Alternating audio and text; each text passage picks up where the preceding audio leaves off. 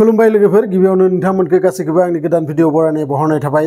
एबार छत्तीसगढ़आव जोबोद मोनसे दुखुनांथाव जाथाय, जाय जाथायखौ नोंथांमोनाबो खोनाबा दुखु मोनगोन।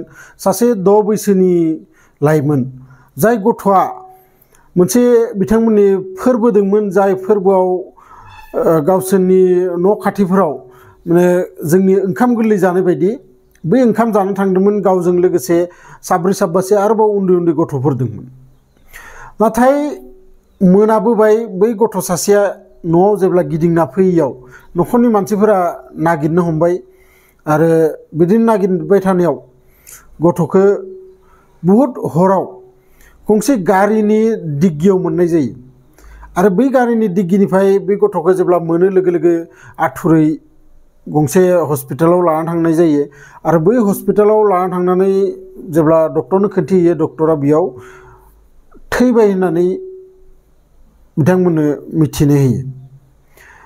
आरो जेब्लानो बे थैनाय गथ'खौ दा मा खालामबावगोन, डक्टरफोरा पुलिसनो खबर हरो आरो पुलिसा बे गथ'खौ पस्टमर्टमनि थाखाय थिनहरो।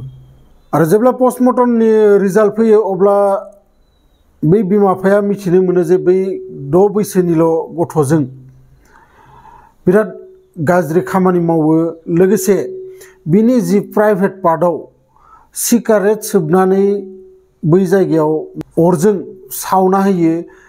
आरो बिनि जि गुस्थिमोन, बै गुस्थियाव अरनानै खावसे बिसिना होयो।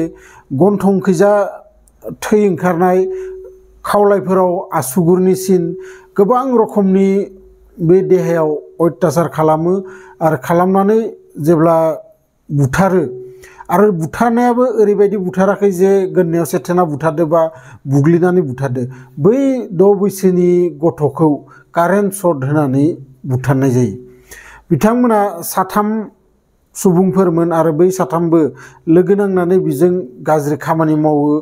जुमाय सेरेब लोंनानै हुस गैयै अबस्थायाव बिजों बेफोरबायदि खामानि मावनानै कारेन्ट सर्ट होना बुथारनानै गारि गंसेनि डिग्गियाव सोना गालाङो। आरो जेब्लानो गामिनि सुबुंफोरा, खाथि खालानि सुबुंफोरा बे गासै जाथायखौ मिथियो, मिथिना मोननायाव बै न'खरथामनिबो न'खराव थांनानै केरासिन लुना अर लगायना होयो न'आव।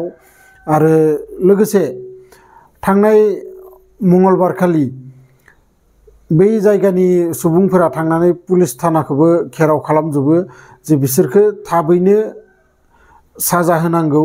बिसोरो जिबायदि दाय मावदो, बे दायआव जेब्लाबो जाहाथे बेल मोना, बेफोरबायदि सुबुंफोरा दाबि खालामदों। गतिके आजिखालि जोबोद साननो गोनां, जोबोद गिनो गोनां गथ'फोरखौबो।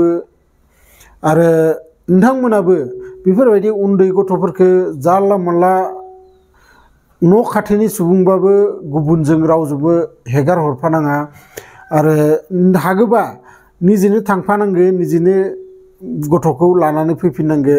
रावनिबो सायाव आजिखालि जुगाव फोथायनाया मोजां नङा। जायखिजाया भिडिअखौ मोजां मोनदोंबाथाय लाइक, शेयार, कमेन्ट्स खालाम। आरो लोगोसे जायफोरा गोदानै आंनि चेनेलाव फैदो, चेनेलखौ साबस्क्राइब खालामना लाबानो जाबाय। मानोना आं बेफोरबायदि भिडिअ नोंथांमोननि थाखाय लाबोगासिनो थायो। लोगो मोनगोन बिदिनो मोनसे इन्टारेस्टिं भिडिअ लानानै नेक्स्ट भिडिअआव। गोजोन्थों।